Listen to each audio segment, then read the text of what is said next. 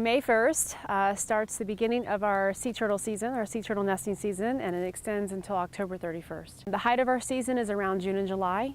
Typically you start having some trickling of nests in the beginning of May and June, and then the highest number of nesting is from June, July, and then in August, of course. And the reason why it goes until October 31st is not that we're having nesting, it's that nests are still hatching. Every year we have anywhere from loggerheads to leatherbacks to Kemp's Ridleys and green sea turtles that nest on our beaches here in St. Johns County. Our beaches are considered as important habitat for nesting sea turtles. We have a lot of visitors to our beaches, and we ask our visitors, guests and residents to make sure that they pay attention to the fact that they are nesting sea turtles and they're sensitive. And so they use our beaches where we like to come and recreate. They come here to lay their eggs, and so we ask them to maintain a safe distance. So you maintain 15 feet, you're not going to harm the animal, you're not going to disturb the animal. We ask that people remove their beach gear each evening.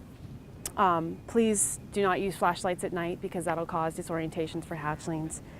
If you dig a sandcastle or a hole of some sort, to fill it in before you leave for the evening. And another important fact is to stay out of the dunes, because that is habitat not only for sea turtles where they lay their eggs at the base of the dune, but also for beach mice and gopher tortoises. You typically are only going to see 4 stakes with orange flagging around the flat area of the nest. And underneath that flat area of sand is where the eggs are laying and they're incubating.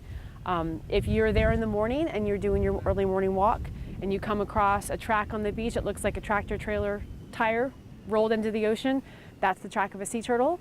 And our Sea Turtle Patrol volunteers who are out there every morning can identify the type of turtle it is by the type of track that it is. We start on May 1st, closing the beach gates at 7:30 p.m. And the reason for that is because we don't want vehicles on the beaches. As I mentioned before, we want to make sure that we provide a safe habitat for the nesting sea turtles. That prevents vehicles from being on the beach, and it prevents headlights from being on the beach as well. What they do at nighttime when either the hatchlings come out or the females are trying to find their way on the beach, they use the moon and the stars reflecting over the open ocean. So on an all-natural beach, that would be the brightest thing, and that's how they're able to determine which way to actually go to find that open ocean. So if we have a lot of coastal front properties with lighting or people walking around with flashlights, you can actually cause a misorientation or a disorientation, something that can confuse the animal and get them going in the wrong direction and use up a lot of energy that they need to use to swim out into the open ocean.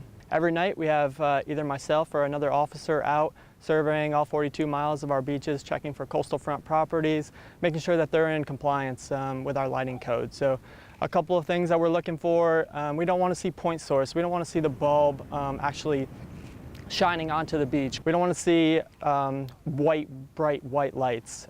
So a couple things that you can do to fix those, we can change the fixtures out. We can put a downward type of fixture that covers the bulb itself. We can change the bulbs to amber and or red LEDs. Those have a longer wavelength on the color spectrum, and most of our nocturnal animals seems to not be affected by those. We're also looking for interior violations. So one of the quick and easiest ways you can do is just close your blinds at night. Lots of things that go into it basically to provide that protection so that we can continue to do what we have traditionally done on our beaches for years, but also make sure that sea turtles have survivability in their habitat as well as in the ocean.